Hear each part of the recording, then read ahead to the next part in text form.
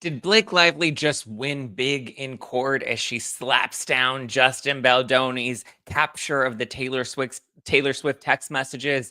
We're going to get into it. And Justin Bieber has finally broken his silence on all of the Diddy scandal drama and the history between the two. It's a lot to get into. I hope you're ready for it. Let's dive in. You're listening to No Filter with Zack Peter, your go-to source for all the latest pop culture and reality TV tea, served fresh all week long. Now, let's dive in. What's up, guys? Welcome on in, welcome on in, welcome on in. Sorry, I feel like I look like tired and my hair's all greasy and needs to be washed. And what a Friday. I plan on like just chilling today. We're just gonna have a happy Friday. What's up? I hope you guys had a good week. I hope you guys are looking forward to the weekend. I hope you guys had something fun planned for the weekend. Lots going on. Lots going on. This week was wild. We had like Chris Brown and his arrest. We had Hillary Duff announcing she's coming back to music. We have the Justin Bieber thing. We have the Diddy trial. We had the Menendez brothers resentencing. So we'll see. Fingers crossed for the Menendez brothers. Now that their resentencing has been approved and they're now in prison for 50 years to life with parole. So now they can go before a parole board and possibly get out early, possibly get out soon. It's going to take a while. It's going to be a minute before they get out, I would imagine. But yeah, what a time. What a time, what a time, what a time. We'll see. But yeah. Diddy. Are you guys following the Diddy trial? Are you guys interested in the Diddy trial? The thing that's hard with something like the Diddy trial is it's not being televised and it's not being live streamed. So all we're really getting is stuff from the court transcripts and whatever the press is choosing to pick up and report on. So that's kind of what makes it challenging with the Diddy trial. But I'm just gonna say it. I don't know how I feel. I don't feel too confident with the case that the prosecution has laid out thus far. I think, obviously, I believe that Cassie experienced some trauma. I believe that she was in a very toxic relationship. I believe that she regrets a lot of the parts of her relationship that she was in. I believe that Diddy is a terrible person. I think that he is a, you know, deviant, and I think that he did a lot of terrible things to a lot of people. But I also think that we haven't yet seen a strong enough case presented in court just yet. So I'm hoping, fingers crossed, I'm hoping that Cassie is not the star witness. I'm hoping that there is more to come in the trial. I'm hoping that there is a star witness that's going to really get into the racketeering, that's really going to get into the trafficking. As of right now, from the three witnesses that we've seen, which were Cassie, the hotel security staff member, and the male escort, Jen says Diddy needs to go down. I agree, Diddy needs to go down, but I don't know. I think the defense did a really good job. And again, I'm not looking at this. Obviously, I empathize with Cassie so much and I believe Cassie. Um, but I think the defense did a really good job of discrediting Cassie. I think they did a good job of presenting the case that in cross-examination, they showed her text messages where she is saying that she's looking forward to the freak offs. She wants the freak offs. He's telling her, all right, you pick the date, you pick the time and place. Let's do it. Now, these are very old text messages. My analysis is that I believe that Cassie at first was a willing participant and then eventually she became very afraid of Diddy and then continued to just oblige out of fear. And so we'll see. Now they have Aubrey O'Day, who's rumored to be taking the stand next week. I don't know if Aubrey O'Day is going to be another strong witness, to be honest with you. I don't know. We need someone that knows where the bodies are buried. We need somebody that can point us to the bodies, right? They can point us to the paper trail. They can talk about the shell companies. They can talk about the moving around of money. They can talk about, the bribery, the threats, the blackmail, the extortion. Like, we need somebody that can actually present that, right? As of right now, we're just kind of seeing that Diddy was kinky and he had an ex-girlfriend, and they did some freaky stuff together. And they would hire people to do stuff with them, and he liked to watch. And yeah, it's gross and creepy and he's perverted, but like there isn't a whole lot of criminal activity. There's unsavory activity. but where's the actual criminal activity? Where's the racketeering, you know, the meat in the racketeering case, the meat in the trafficking charges, the meat in the transportation charges, those are the ones that to me Aubrey's been vocal for decades. Yes, but again, just because she's been vocal, we need evidence, right? Her word alone isn't enough to get the conviction. We need to get the conviction. And so far, from what we've seen so far, did Cassie say that she did all of these things because Diddy gave her substances? Um, that's the part that's really challenging because it seems like she was engaging in these substances on her own accord. Um, there, I believe, were text messages that were presented that show where she talks about being out of it during some of the freak offs, and then Diddy's like, "Well, it's not a real freak off if you're out of it. Like, you need to be doing it like sober." Essentially, is kind of what he said. Like, you need to be present, you need to be aware. And so, to me, those text messages could make it seem like, well, she was the one that was abusing substances, right? She was the one that was doing this stuff, and because she was engaging in that sort of behavior, then she's the reason why, and that's her own accord, right? That's her being a willing participant, not him forcing her to do these things, right? If somebody provides them and they're available on the table and you choose to engage in them, like, was he really forcing her, and how do we prove that? That's the part that's really challenging. I'm not trying to defend Diddy by any means, but I just think the defense did a much better job with Cassie than the prosecution did, and Cassie was supposed to be a star witness for the prosecution. I'm hoping that they have some other star witnesses that will come out. Yeah. Sydney says she would do stuff after the FOs to disassociate from the pain. Right, which to me doesn't just proves that she, or at least shows that she's abusing substances on her own accord, maybe because she has her own guilt. And that's how the defense can spin it, you know? Um, ISIS email says it's not her fault she was forced, but she never said no. That's where it gets really dicey, And it's like, well, but the other thing too is so many people are focused on the abuse that Cassie faced, but we also have to remember the trial is not about Cassie, and the trial is not like it's not a case of DV, it's not a case of SV, it's not a case of SA.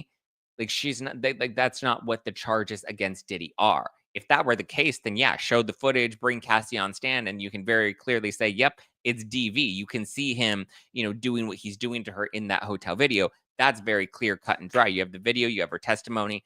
That's a lot more of a clear cut case. But we have to remember the charges against him are not that. The charges against him are saying that he ran a criminal enterprise.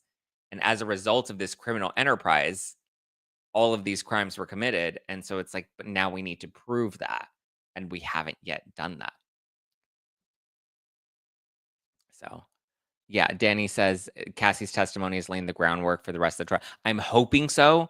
I'm hoping she's a foundational witness. But again, if she was supposed to, if their intention was to lay down a strong foundation, I don't think that she did the best job. Only because I think the defense came in and showed her text messages. She's constantly talking about how she was in love with Diddy.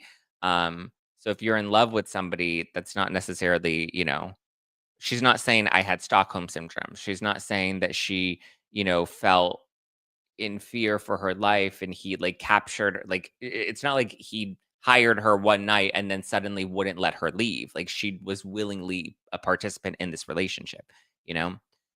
There was coercion, there was Rico, he was yeah, organized staff around it, but that's what we need. Yeah.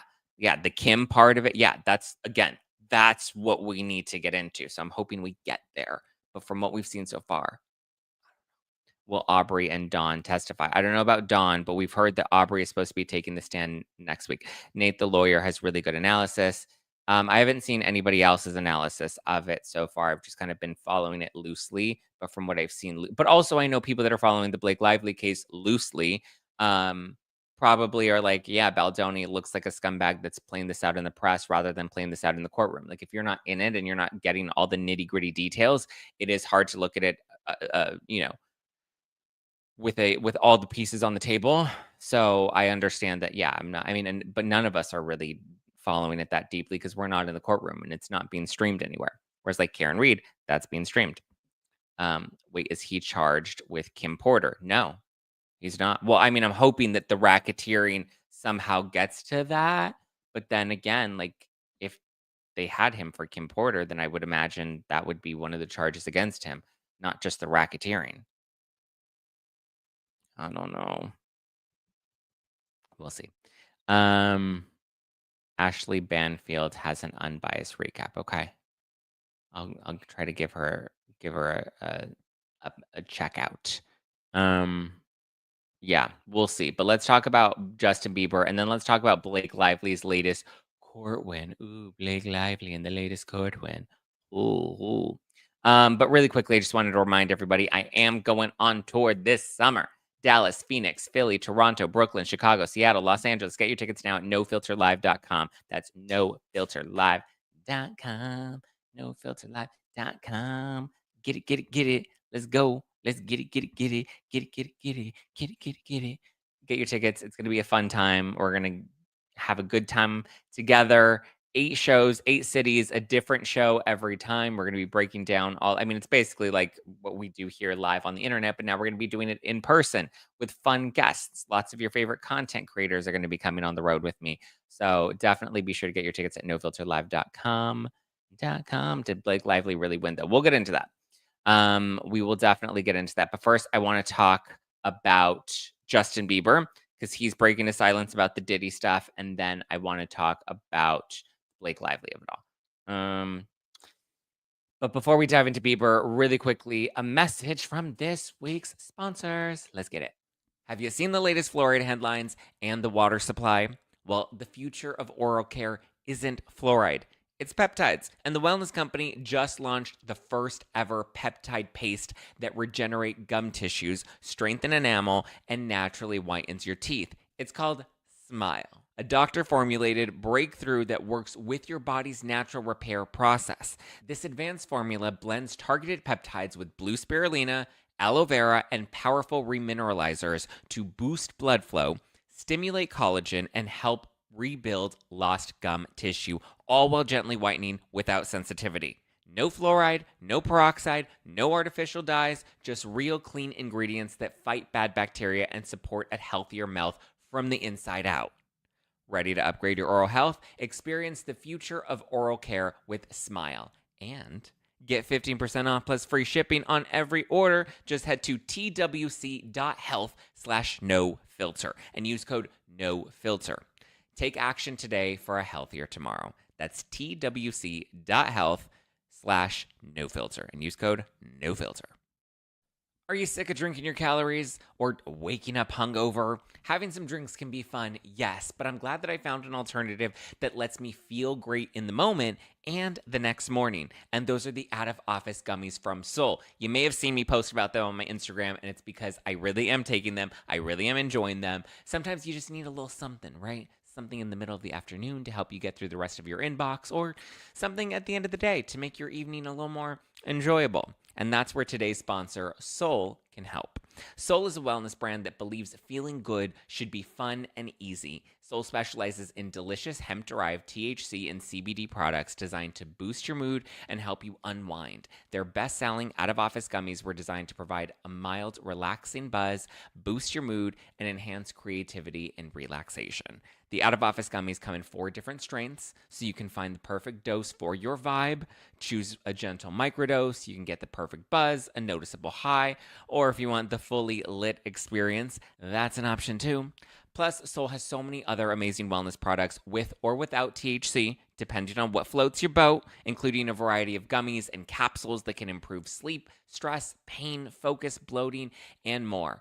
Bring on the good vibes and treat yourself to Soul today. Right now, Soul is offering my audience, that's you, my audience, 30% off your entire order. Go to getsoul.com, that's GETSOUL, getsoul.com, and use code NOFILTER. That's getsoul.com, promo code NOFILTER for 30% off. Make this your best season yet with nutritious 2-minute meals from Factor. Eating well has never been this easy, okay? Just heat up and enjoy, giving you more time to do what you want. Get outside instead of prepping and cooking indoors. Factor meals arrive fresh and ready to eat, perfect for any active lifestyle. With 45 weekly menu options, you can pick from gourmet meals that fit your goals. Choose from Calorie Smart, Protein Plus, Keto, and more. I like that Protein Plus. I'm trying to be proteined up for summer. Factor powers your day with satisfying breakfasts, on the go lunches, premium dinners, and guilt free snacks and desserts. It's easy to savor more this spring. Factor meals pack in the flavor with none of the fuss. Like I said, I'm loving their Protein Plus package. The food is delicious, and it's so nice to just walk in, pop it into the microwave, and be done, and not have to worry about cooking or going to the market, which reminds me, I have to go to the market. But now I have Factor, and at least dinner tonight's covered. Get started at factormeals.com/nofilter50off. That's nofilter50off, and use code nofilter50off to get 50% off plus free shipping on your first box. That's code nofilter50off at factormeals.com/nofilter50off for 50% off plus free shipping. Okay, let's dive into the Justin Bieber of it all because he's finally breaking his silence.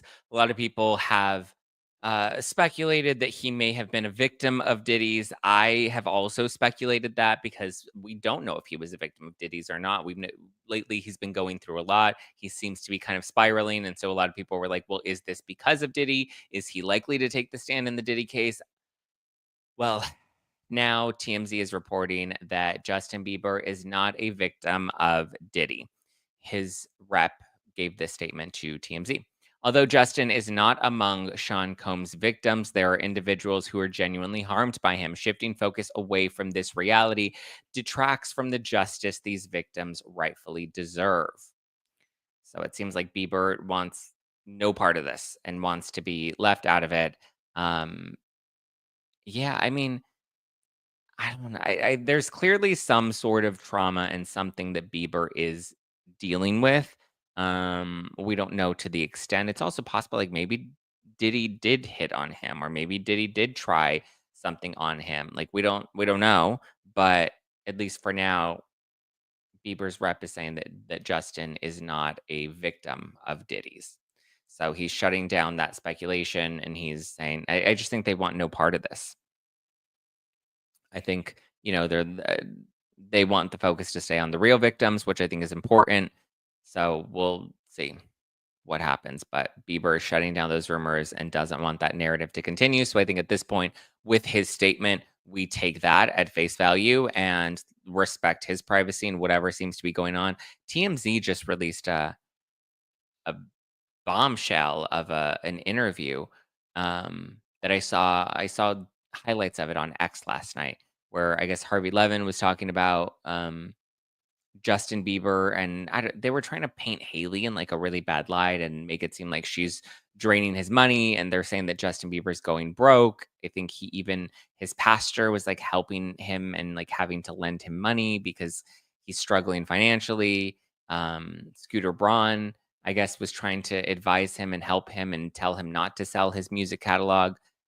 I don't know. Something's going on with Bieber and it's not looking too good. But like this is the challenge with child stars, you know? I think there's so much pressure on them and there's all this fame and there's all this chatter about them and it just is a tough world to navigate and not everyone can make it out. Not everyone can make it out unscathed.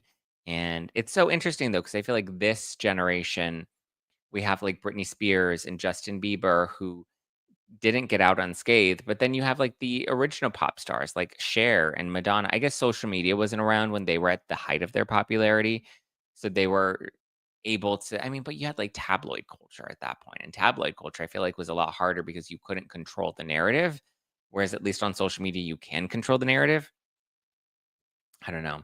Or maybe it's that they were spiraling and having these downfalls, but without social media, we didn't get to see any of that. Like they were spiraling behind closed doors.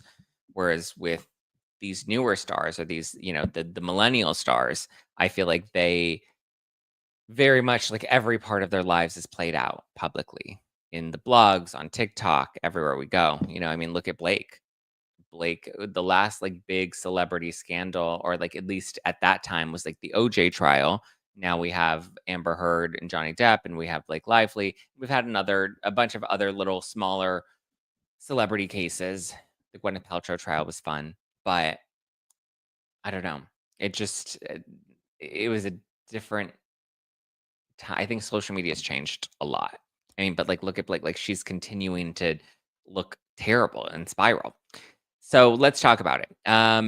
Because yesterday the latest update was that Brian Friedman had accused Blake Lively of threatening Taylor Swift, asking her to delete her text messages, accusing Taylor or Blake Lively's attorney of threatening Taylor Swift's legal team by saying if Taylor Swift doesn't issue a statement of support following the Super Bowl, that Blake Lively would likely release 10 years of text messages between the two of them. I think it was more of a veiled threat.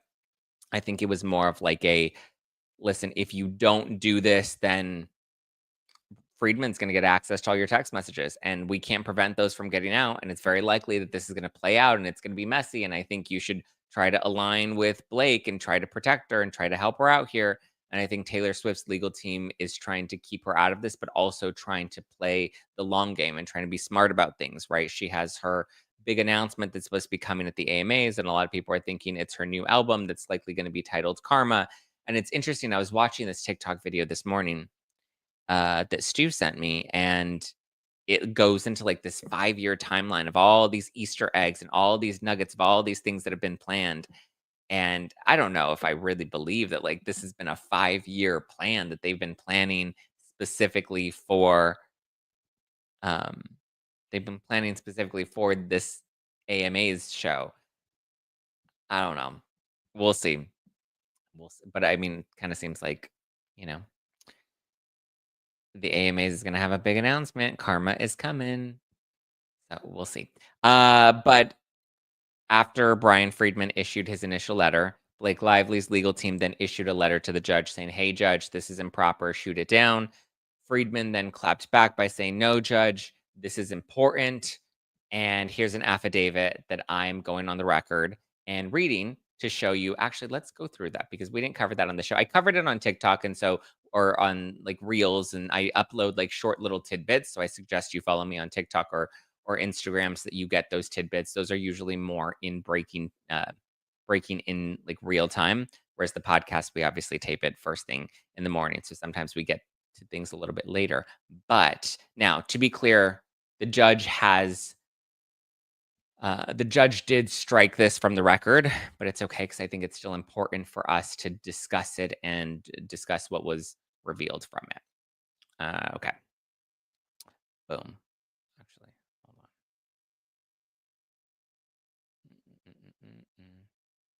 Mm-mm-mm-mm-mm-mm. Do, do, do, do, do, do, do. One moment, please. Here we go. Okay. So this is the letter where he says that I thought it was a really strong out the gate letter. He basically says, Brian Friedman says, the premise of this motion is that I made a deliberate and shameless misrepresentation to the court, and that the facts set forth in the May 14th letter are false and unfounded. That is not so. Attached hereto as Exhibit 1 is an affidavit executed under penalty of perjury stating the factual basis for the statements set forth in my May 14th letter. Notably, the motion is signed not by Michael Gottlieb, whose conduct gave rise to my office's insurance of a subpoena to Venable, but instead by another attorney from a different firm representing the Lively defendants. So this is a really good point. He leans into the fact that he basically is calling Gottlieb's bluff by saying, "You're denying doing these things, but technically you're not the one denying it. You're not going on the record and denying this. It's Ezra Hudson, Blake Lively's other attorney from a different firm. Obviously she has multiple attorneys. There are different people that are working on this case to defend Lively and Ryan Reynolds, but it's a really, I think, a good point of calling the bluff by Gottlieb being like, you didn't go on the record. You didn't deny this. Ezra Hudson's denying it, but why aren't you going on the record? Is it because you can perjure yourself? Huh. Interesting. And so here's the actual affidavit, and here's what Friedman said, which again is just, it's so yummy and so juicy. And I think that this is just scratching the surface of what's to come with the Taylor Swift of it all. But so Brian Friedman in his affidavit writes, I submit this affidavit in opposition to the motion to strike filed May 14, 2025 by Blake Lively regarding my May 14th letter elaborating on the basis for the Wayfarers Party's subpoena to Venable LLP. On February 14th, 2025, I received a voicemail from a person very closely linked to Taylor Swift. Curious who you guys think that is. Drop a comment or drop something in the live chat. Who do you think was close to Taylor Swift that called Brian Friedman and left him a voicemail on February 14th? Okay, let's continue. Closely linked to Taylor Swift, who I subsequently called back the same day. Out of respect for the individual in question, I am not identifying them at this time. However, should the court direct me to do so, I will comply with the court's order. During the February 14th phone call, which lasted approximately 1 hour, I assume that all of this can be verified with phone records. The speaker told me that they had been informed that J. Douglas Baltridge, counsel for Taylor Swift and a partner at Venable LLP, had received a phone call from Michael Gottlieb, counsel for Blake Lively and Ryan Reynolds, during which Mr. Gottlieb requested on Miss Lively's behalf that Taylor Swift make a social media statement in support of Miss Lively, given her absence from the Super Bowl that year, and stated that if Miss Swift failed to do so, Miss Lively would release 10 years of private texts with Miss Swift. The individual also told me that they had been informed that Mr. Baltridge had accused Mr. Gottlieb of extortion and ended the call. During the February 14th call, the individual told me that they had been informed that 4 or 5 months earlier, Miss Lively had requested that Miss Swift delete her text messages with Miss Lively. I was connected to this individual through a mutual friend who informed me that the individual wanted to talk. We have had several phone calls since February 14th.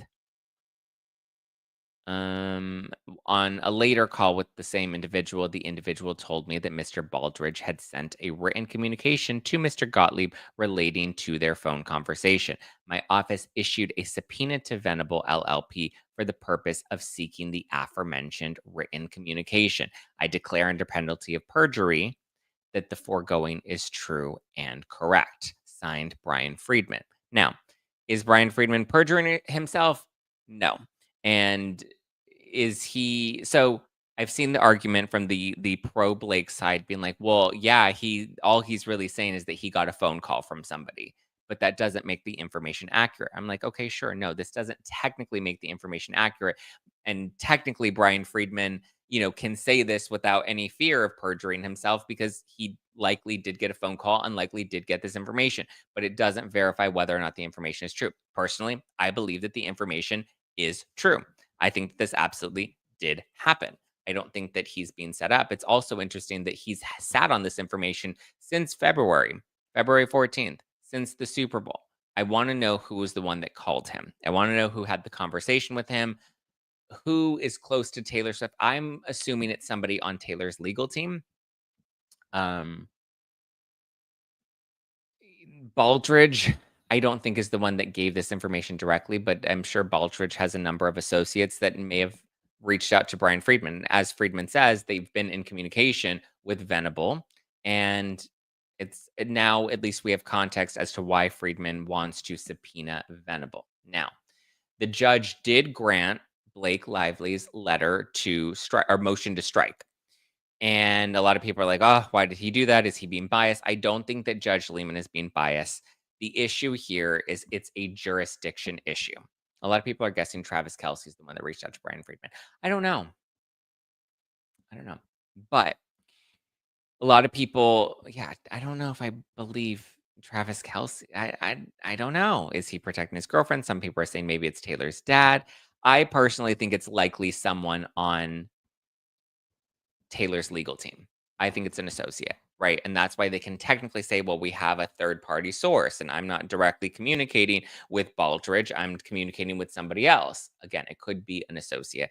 And I'm pretty sure at this point, the I'm sure at this point the conversations with Taylor's attorney and Brian Friedman are happening. But so the issue is that the subpoena was issued in DC. So generally the jurisdiction falls within DC jurisdiction. So a judge out in DC will have to determine whether or not the subpoena will stick. This isn't a matter for Judge Lehman to answer. So I understand where Judge Lehman's like, listen, this is improper because this is a jurisdiction issue that does not concern me. So do I feel like was this possibly Brian Friedman's attempt to make some headlines? Possibly, and do it in a legal way? Possibly. Um, I don't really know what other legal benefit Friedman would have with playing this tactic without other than trying to get it out in the press. So, was it a risky move? For sure. Was Lehman likely going to be upset about it and strike it from the record? Yes. Now, people are asking, well, why doesn't Lehman often strike Blake Lively's letters and Blake Lively's motions and whatnot? And it's really because I feel like Baldoni's legal team is letting Blake play her games, right? She's trying to jump through every hoop and play every legal game that she wants to play. But at the end of the day, like, I don't think Friedman really cares to like file another motion to strike or file another this or that. Whereas Lively's team is trying every card that they can throw on the table to try and, throw Friedman off his game. I'm hoping that Friedman's a lot smarter and I'm hoping that Friedman has a bigger game at play here because we got the information out and now it kind of gives Blake Lively's legal team the heads up that this is something that they're coming for and this is a tactic. Like, I don't know if this was meant to strong arm them into settling. I don't know if this was meant to scare them in some way, but if anything, it kind of just gave them a heads up of what Friedman is planning to do. But also, we saw him leak the raw footage to the Daily Mail. So I'm assuming there's a bigger game at play here. But maybe now, because Taylor Swift is a big part of the conversation, that he wants to kind of strong arm Taylor Swift into cooperating and working with Baldoni's legal team outside of Blake's legal team. It is just funny though that Blake Lively's team is fighting against this subpoena, considering all of this originated from the Van Zandt sham lawsuit and the secret subpoena issued to Stephanie Jones. Like, these are literally tactics out of Blake Lively's playbook. Um, but I think in a much more ethical way. I mean, obviously, we're really riding that line here, but I think it's in a much more ethical way because we're not hiding behind a defunct shell company, right? We're not doing this in the shadows and trying to be secretive of it. We're playing it all out for everyone to watch. So we'll see. Becky says, I just think Taylor is going to find a way to get out of this. The level of her resources and what she can cover is out of this world. I agree, but I also feel like Taylor's not going to get out of this without taking a shot at Blake because Blake dragged her into this. So I think their friendship is likely done. And I think Taylor's using this as a way to teach Blake a lesson. Has Blake Lively's team responded since the updated affidavit? Well, the judge granted Blake's motion to strike. And presumably, Brian Friedman knew that this was going to happen and took the risk regardless. So people are saying this is a big win for Blake Lively. She had a legal win. She got him to strike this from the record. But the thing is, listen, it's already out there. It's already being played out. Now we know what to expect. And now we know that Friedman is coming for that subpoena and we know what's going to be in it. Possibly, I think here's an interesting strategy. I have to ask the Ask Two Lawyers guys about this, or maybe you guys can slide into their DMs and ask them about this. I wonder if this was a tactic for Friedman to play out publicly so that Blake Lively and her team can not fight for an attorney's eyes only protection. Because remember, they fought hard for attorney's eyes only protection, specifically when it comes to third party privacy and when it comes to trade secrets and when it comes to security and medical records. I wonder if Friedman did this knowing that we would all talk about it. And now that it's a matter of public conversation, now Blake Lively can't have any of this filed under her attorney's eyes only protection. Interesting. Are the Ask Two lawyers still covering it? They haven't in a while. Oh, I don't know. But I'm thinking, yeah, Wanda says, I believe Friedman will do anything to get this added to the courthouse. Yes, and I'm sure it will. I'm sure that this will eventually make it onto the docket at some point, but I think that this was a deliberate move to make sure that it wasn't hidden in the attorney's eyes only discovery to make sure Blake can't protect when those text messages or those records come to light. That way we can't keep that hidden or buried. We'll see. Enrique says, "Guys, the Ask Two lawyers are actually lawyers. They're booked and busy." Yes, they are. Um, Ask Two lawyers, they like my ask, but no reply. Oh. Um, Sophie says, "Honestly, it was so dumb of Blake to backstab Taylor like that when Blake knows exactly that she cut a backstabber out of her life real quick." So I don't think Blake, not that I'm trying to defend Blake, but again, the accusation is coming from Gottlieb. Gottlieb is the one that threatened Taylor Swift's attorney, and that's where Swift's attorney accused him of extortion and hung up the phone because he was trying to get a statement of support. But he did say, or Friedman is claiming that Gottlieb did this on behalf of, at the request of Blake Lively. So I think that's very key here. Whereas I think Blake's trying to be like, well, I didn't threaten her. I didn't, Blake's very much about semantics, and she's very much about, trying to shift the narrative in a way that's more favorable to her. So I think asking Taylor to asking Taylor to delete text messages, I think was maybe, she probably was like, listen, it's probably best that like these text messages, like this saves me and it saves you though. Like we both end up safe in all of this, you know? So I think Blake thought that she could contain this. And at the very least, I think Blake and her legal team thought that if they can't contain it, they can at least protect it. Again, flexing that attorney's eyes only. Now it's kind of starting to make sense to me as to why Friedman did this. I think it was a bold move. It was a risky move. Judge Lehman was not happy about this, but it ultimately, I think, accomplished enough so that when we get there, you know, Katie says, yeah, no way Gottlieb went rogue. The lawyer had to make contact because Blake and Taylor weren't talking anymore in February. Right. And I also think they technically shouldn't have been talking together, especially I'm sure if Gottlieb found out that Blake requested that Taylor delete her messages, that he knew was like, yo, do not do that. That is what we are not supposed to do. Like, I'm sure there's a lot of like mess cleaning. I'm sure Ryan Reynolds and Blake Lively are both doing things that the attorneys are like, stop, don't do that. Let me handle this. And Blake's like, well, then you better handle it. And if you're going to handle it, then make sure that you let them know that we have 10 years of text messages here. And I'm pretty sure that there's a lot. I'm sure the threats weren't direct. I think the threats were veiled, and I think the threats were meant to be strategic, and they didn't expect Taylor's team to turn on them. And why isn't the judge answering about the stupid sham subpoena yet? I don't know. Well, the sham subpoena, I don't know. It's, but again, with the bigger piece that we're waiting for the judge to rule on are the motions to dismiss. That's kind of the bigger thing, which he will likely shoot down the motions to dismiss from Blake Lively and Ryan Reynolds and the New York Times and Leslie Sloan. Those are kind of the bigger pieces here. And then we're going to get to the sham subpoena at some point. But it is just interesting that the secret subpoena is still a secret. It's still lurking in the shadows. We still have not seen it. Blake's attorneys sent the letter and opened the door for Friedman to respond. I don't think Friedman would have mentioned it except they did that. Yes, I agree. Because they objected, which was a pointless letter.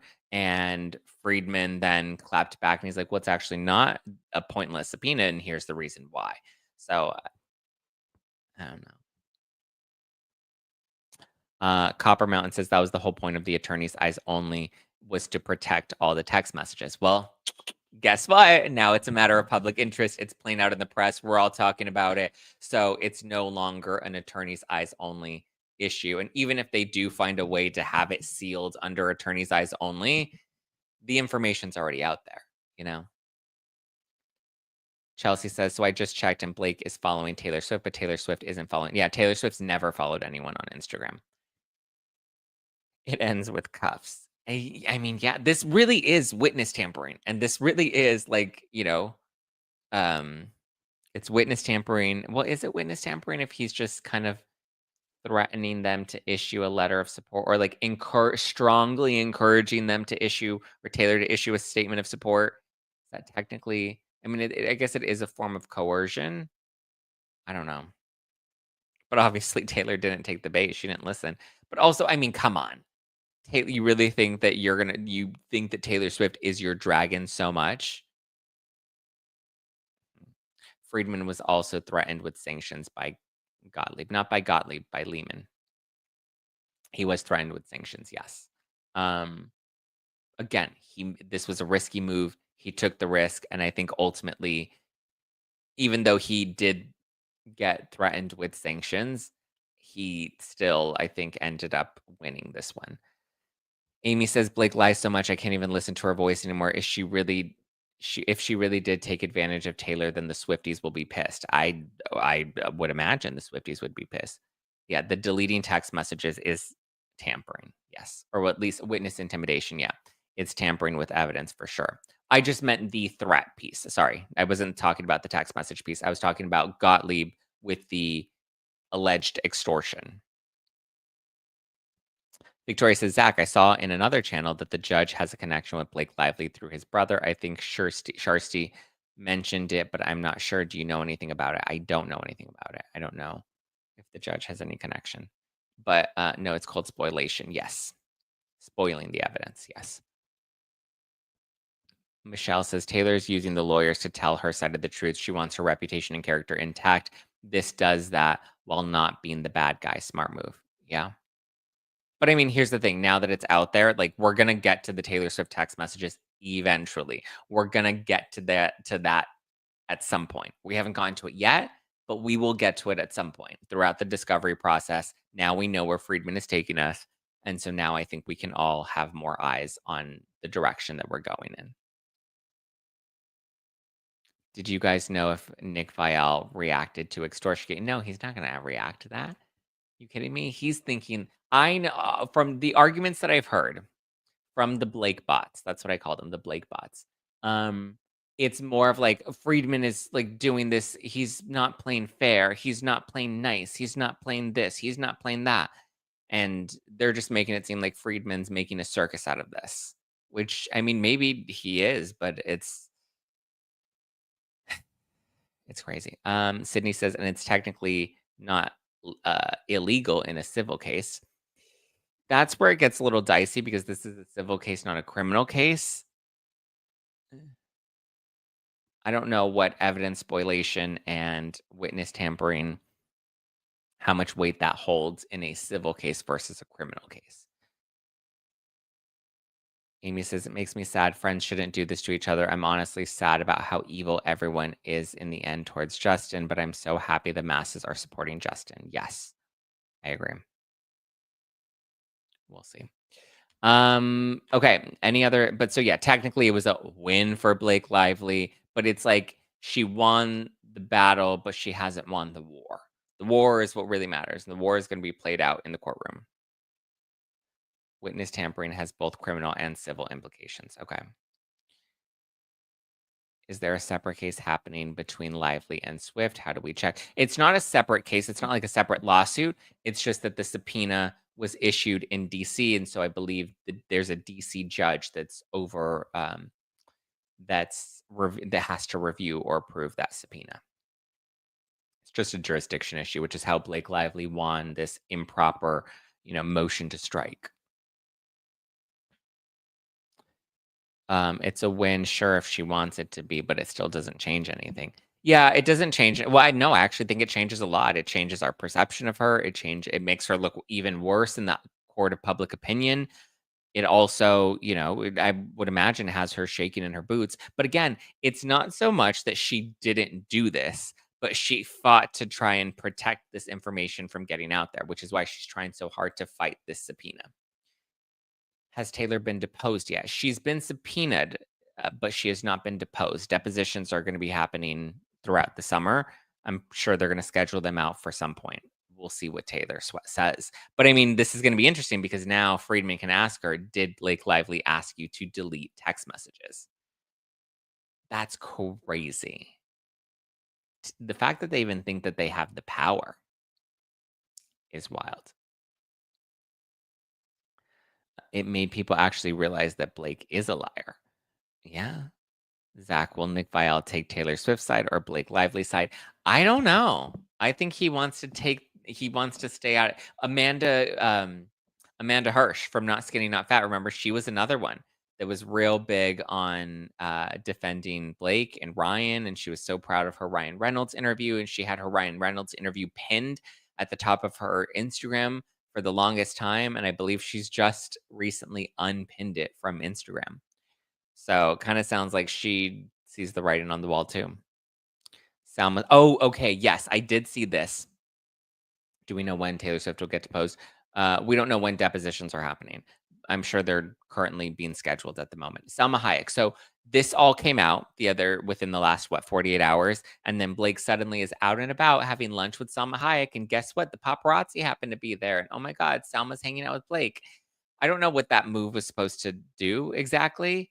Was it supposed to be like, look at, I have other powerful friends, they're all standing by me? Like, I don't get, or was it meant to just be kind of a distraction that the headline was moved to Salma hangs out with Blake rather than Blake threatens Taylor? I think Blake threatening Taylor is still a much bigger, a much yummier story.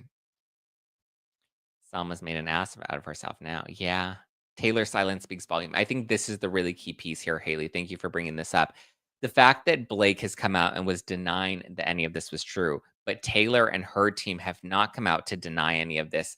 And the fact that Taylor's been very, very quiet and she didn't issue a statement of support, not after the Super Bowl and not recently, to me, that really does speak volumes. And I think this is why I believe Friedman. I think Taylor, listen, if that's your friend, if that's your ride or die, you're gonna defend them, right? It's not what we're seeing happen. Interesting. Interesting. Are there any new let's see, are there any new headlines about Blake? What are the latest headlines? Um, yeah, of course. Um, Travis Kelce attends the Mahomes charity gala solo as Taylor Swift deals with Blake Lively drama. This sucks for Taylor Swift because she really does keep getting dragged into this. Us Weekly said when Blake Lively last hung out with Taylor Swift and Gigi Hadid. What does Gigi Hadid have to do with any of this? Yahoo says Salma Hayek comments on Blake Lively and Ryan Reynolds amid lawsuit. Salma Hayek says she's close with Ryan Reynolds and Blake Lively's kids. Oh, she's close with the kids. Okay. See, like, now the headlines are focused on Salma Hayek. I think Blake Lively's team is now dragging Salma into this, and I don't think it's a good look. Oh, Scarlett Johansson has not met Justin Baldoni. Okay, so her comments about Wayfair were just that they were what, very collaborative and very friendly or whatever. So she hasn't actually met Baldoni, and I imagine Baldoni's trying to like stay out of this as much as he can because he's trying to keep a low profile. He's not going to be hanging out with Salma Hayek. It's so weird. Like, just Blake and Ryan and how they go about things is so strange. Ooh, today.com published an article that says, "Did Blake Lively threaten Taylor Swift?" Judge removes allegations from Justin Baldoni's lawyer regarding Blake Lively and Taylor Swift from the record. Lively's team reacted to Judge Lehman's decision, calling the previous allegations irrelevant, improper, and inflammatory. But are they false? Like, that's really what I'm like, they call them irrelevant. So it's irrelevant if Blake told Taylor to delete her text messages. It's irrelevant if, they threatened Taylor Swift. That's irrelevant, and it's inflammatory. Yeah, it's fucking inflammatory because it's not legal, to my understanding. That's crazy. That is wackadoodle crazy. Okay, let's read this Today article. After a day after Justin Baldoni's lawyer, Brian Friedman, alleged that Blake Lively demanded Taylor Swift release a statement supporting her, Judge Lehman has had the accusation stricken from the case. Stricken from the record. Let's be clear, today.com. It was stricken from the record for the moment. Temporarily stricken from the record. It will come up at some point, I guarantee you. On Thursday, May 15th, Judge Lehman, who's presiding over the trial between the two It Ends With Us stars, described Friedman's letter as improper and said it must be stricken in a court ruling today obtained by today.com. Well, yes, but it was improper because of the jurisdiction, and it must be stricken because it wasn't relevant at this time to this court with this judge. He continued, the sole purpose of the letter was to promote public scandal by advancing inflammatory accusations on information and belief against Lively and her counsel. It's transparent. It transparently invites a press uproar. And listen, I get it. I do think it was meant to encourage a press uproar. The press, here we are uproaring. Lehman's decision regarding Friedman's accusation is the latest development involving the legal battle between the two former co-stars. Following Swift's spokesperson addressing the pop star reportedly being subpoenaed in Lively and Baldoni's legal back and forth, Friedman filed a letter with the judge on May 14th. He said that the counsel for Wayfair parties received information from a source who is highly likely to have reliable information alleging that Lively asked Taylor Swift to delete their text messages. Yeah. I wonder which text messages she asked her to delete, though. Were they like naughty text messages? Were they incriminating text messages? Were they mean text? I mean, listen, there's something that her and Taylor Swift text about that they did not like. I don't know. We'll see. But yeah, the press is focusing on the fact that she had a girls' night out with Salma Hayek. Look at Vogue 10 hours ago. Blake Lively's girls' night out dress code is all leather and denim. Okay, Vogue, really? Like, we're still like eating Blake Lively's asshole this much? It's crazy to me. It's truly wackadoodle crazy. All right. Text messages where Blake wanted to bite Justin. Could you imagine? Well, here's the thing. I would think Taylor Swift's text messages would be relevant to Blake Lively's case if the alleged harassment was real, right? And like she was like, "Oh my God, he's such a creep." Like you would think that you would tell your friend, especially if your friend was part of so many, was by your side throughout the entire production of It Ends With Us. Your friend should know, right? Your friend should know that you were being harassed, and you would, I would assume, even say something so little as, he's such a creep. I wonder if Blake Lively wanted her to delete text messages that prove the opposite, that prove that, like, okay, he's kind of hot, or I kind of have a crush on him, or something. Huh. Interesting. Interesting. All right. We'll see. But yeah, that's where we at. I also have an exclusive clip from my interview with Secret Lives of Mormon Wives that I'm going to play for you here now. This is from Monday's upcoming interview. This is a clip of my interview with Jen Affleck. As we know, the new season of Secret Lives of Mormon Wives dropped yesterday. All 10 episodes are available now. You can binge them over the weekend. But here is a sneak peek at me asking Jen Affleck about Demi and Jesse and their role within the first few episodes of the new season of Secret Lives of Mormon Wives. So here is a first look at my Wives Tell All interview that is dropping on Monday. Here you go. The beginning, they were kind of meddling in your relationship with Zack, right? They're talking to him and telling him, "Oh, Jen's talking crap about you," and then they're going over to you and being like, "Well, you were talking shit about him." How do you feel about what their intentions were? It was frustrating for me just because I was in a very low point in my life and I was all over the place. I was hurting really bad, especially behind closed doors, and I felt like they weren't the friends that I needed to give me or give me the support and love that I needed right after season one. And so it was just hard because it felt like they were causing more issues than they were helping. And Do you think they were doing that for more camera time? yes.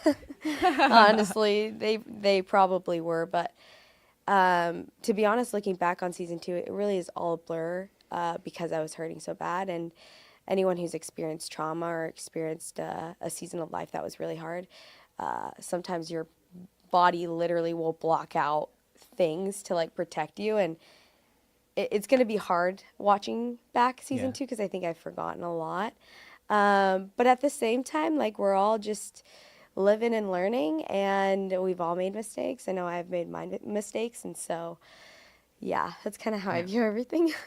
Me being like a big reality TV junkie, watching this play out and kind of watching how going into the season they try to make you seem like you're not honest about what really happens, and you miscategorize certain things and you have a different flip or a different narrative. And now we do see you reference that like something may have gone down when you guys took your trip to Italy. Do you think that maybe they were trying to discredit you just in case you wanted to bring anything up about them? Oh, absolutely. But I do think that I was caught in a lot of it, and I wasn't being fully honest with Zach at a lot of moments. And because we were struggling so bad, I didn't really know how to navigate it, and I was trying to navigate it in the best way possible. But once I was able to take a step back and reflect on everything, I was able to see like where I went wrong.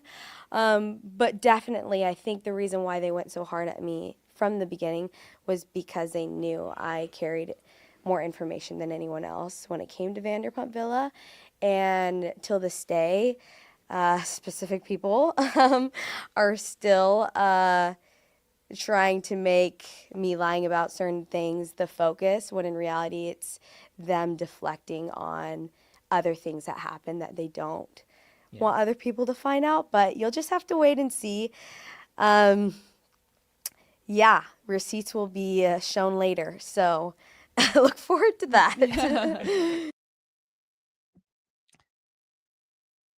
All right, that was a sneak peek of my interview with Jen Affleck. It airs Monday. I have Miranda and Jen in my hot seat, and we're gonna mention it all. So stay tuned for that. Be sure to catch Secret Lives of Mormon Wives season 2 is now available, all 10 episodes on Hulu, so you can binge it. I just finished episode 7 this morning, so I have 8, 9, and I have 3 episodes left. And I can't wait to get to the very end. I need a speedy summary on Mormon Wives. Listen, it's so juicy this season. Everybody that I know that I was telling to watch it, they're all like, "I'm watching it. I'm 4 episodes deep. I'm 3 episodes deep," and they're like, "This is actually really good." And I was like, "Yes, I know." Secret Lives of Mormon Wives and The Valley, 2 really great shows on TV right now. 2 reality faves. So, yeah. All right. Love you guys. Talk to you on Monday. Ciao for now. Have a good weekend. Love you. Appreciate you. And leave me a yummy review. Ooh, let's do a review show. Let's see.